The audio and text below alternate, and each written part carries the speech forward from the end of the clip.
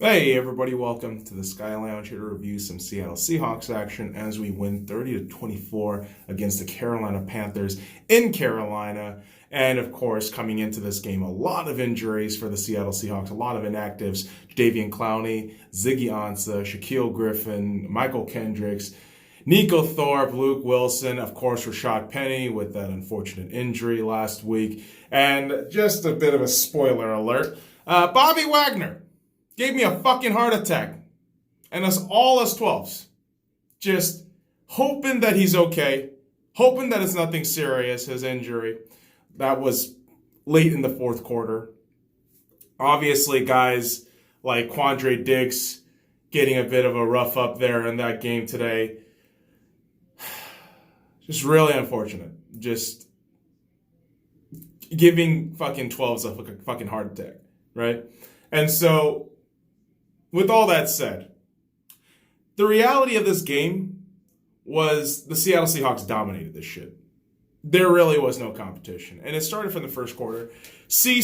Chris Carson, the man himself, putting his big dick through that Carolina defense, which looks very lackluster at best. And the guy just getting a 17-yard run, just shoving the run game down the throat of Carolina early in that first quarter. And you just felt really, really good about Seattle's chances, because as soon as that happens, I mean, Carolina can't do anything. They're third and out.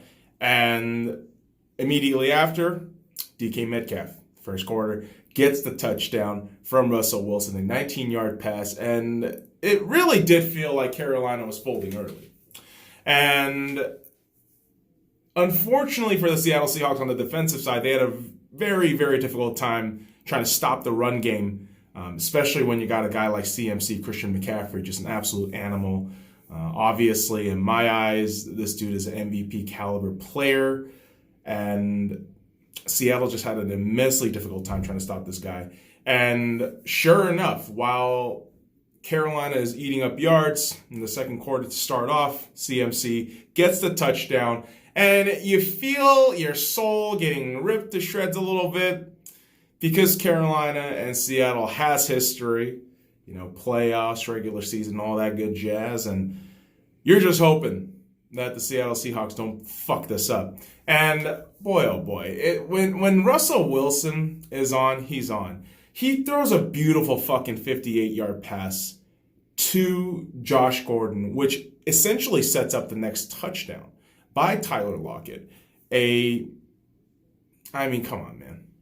It's one of those things where we have to count our lucky stars that a potential defensive turnover from the Carolina Panthers is ruled against them.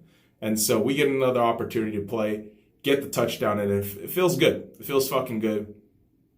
And you see the Seahawks up 20-7, and you have to think to yourself, like, will they do well? Will they be able to close this shit out? And in the first half, we got our answer in the form of a CJ Prosise fumble, which, that would have been a utter fucking disaster. But thankfully, it was ruled that CJ Prosise was down on his knees before the ball popped out from his hand. So, dodging that fucking bullet there. And man, oh man, I mean, we talked about how Bobby got injured in the fourth quarter, but this dude, perfect timing on the pick with 20 seconds left in the second quarter, gets that shit in, and you just feel Kyle Allen does not have the stuff to carry this team forth. And despite the ball coming back Carolina's way, you just never felt like they were going to do anything with it. Carolina even opens up the second half, getting easy yards, but again, couldn't capitalize. And they just get the field goal by S.C.Y, who, good on him. He got some points on there. And when the Seahawks are up 20-10, you don't ever feel uncomfortable as a Seahawks fan watching this game. You just feel as though the offense was a bit stifled. Punting on a couple of drives, making our lives as 12 just a bit constipated in that sense, which, funny enough, I'm in the showers not in the shitter, but Seattle is just trying to get through. They're just trying to get through. But, offense couldn't get rolling in that third quarter. But wouldn't you fucking know it? Defense comes up big in the form of KJ Wright getting an interception at the 50-yard line. And right after that, Josh Gordon on a trick play throws an interception. So, interception. Then Kyle Allen does what he does, throws another interception, and KJ Wright gets that too. 2 INTs for KJ on the day on back-to-back Carolina drives. So back-to-back-to-back turnovers. And you would imagine the Seahawks taking their fucking opportunity to put some points on the board. And I mean in terms of a touchdown.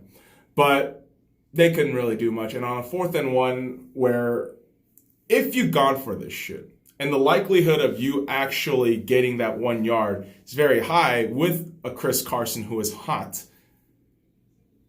it could have been a fucking different dynamic of a game. I mean, the scoreline would have been completely different in my eyes. But here we are, 4th and 1. Pete and Shoddy decide, we'll just go for the field goal. We'll play it safe. And so Jason Myers, with 28 seconds left in the third quarter, gets the field goal. But yeah, back-to-back interceptions by KJ, you got to be able to do something with that shit. I know the Josh Gordon trick play didn't really work out too well, but that second interception that KJ got, you had to capitalize on that. I think 4th and 1, you have to be a little bit more aggressive in those things. But shit happens, man. Shit happens. And when we thought Seattle got another interception in the form of Ugo Amadi getting that ball, just did not turn out like that. So Carolina punts, but no one could stop Chris Carson today. Chris Carson rushing in for a fucking touchdown in the fourth quarter, very late. He was just eating yards up. This dude is just fantastic to watch. And for us 12s, we're just thinking, oh, cool. Like, CeCe's got this. CeCe's carrying us right now. And yeah, the fourth quarter just became this kind of clusterfuck for Seattle fans. Heart attack, heartbreak, whatever the fuck you want to say, because Bobby going down, Quandre getting down a little early, also Leno Hill, if I'm not mistaken. So pretty depressing shit.